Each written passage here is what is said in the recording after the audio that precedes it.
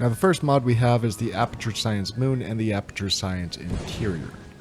And if you install this moon and the interior, the moon would want to use the Aperture Science Interior by default. And if you want the Aperture Science Interior on other moons, you can edit this with the config file. This moon and this interior is very creepy.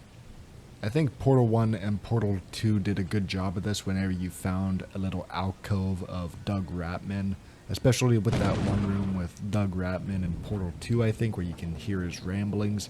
That room freaked me out as a kid, and I was immediately thrown back into that level of discomfort when I was walking through what seems to be not portal chambers, but Doug Ratman's, like, what Doug Ratman sees behind the walls.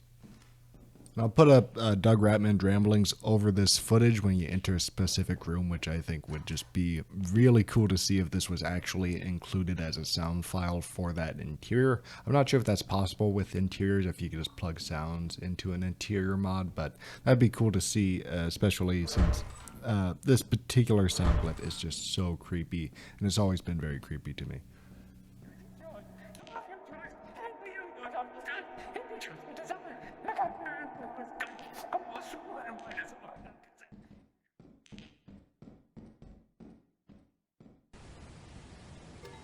Now the next mod we have is that of Lethal Hands. This is a really fun mod to see, especially if you put it in a lobby with a bunch of different players. You have that one guy who wants to go fight a Bracken in a fist fight, which would be fun to watch. You can see me fighting a Baboon Hawk here, and it feels pretty intuitive to use. And if you want to exit attack mode, you can just press J again, and then you have to pick up all your scrap that you dropped as soon as you hit the letter J.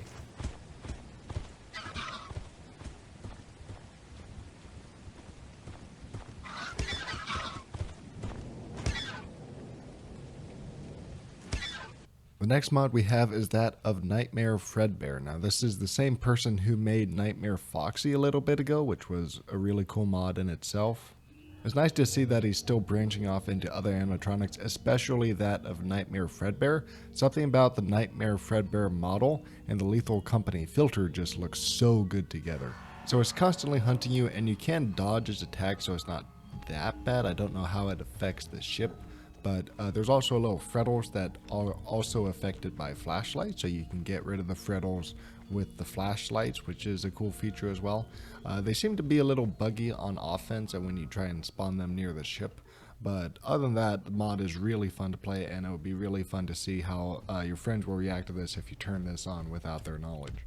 Now, the footage on screen now is managed to scare me here, and I don't know if you could see my mouse shake, but for some reason it was walking weird. It was walking really fast compared to what it normally would, and then it started running full-fledged on top of that, which caught me off guard, and so you can see my mouse shake a little bit here.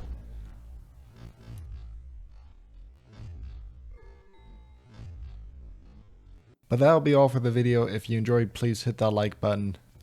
If you want to submit some mods for Mods of the Week you think would be a good fit, go ahead and join the Discord channel down below. I have a little channel dedicated to this video series. And I think that's it. If you want to see me race the top 3 Lethal Company speedrunner in a Lethal Lockout bingo, go ahead and click this video here. I think that is all, so until next time.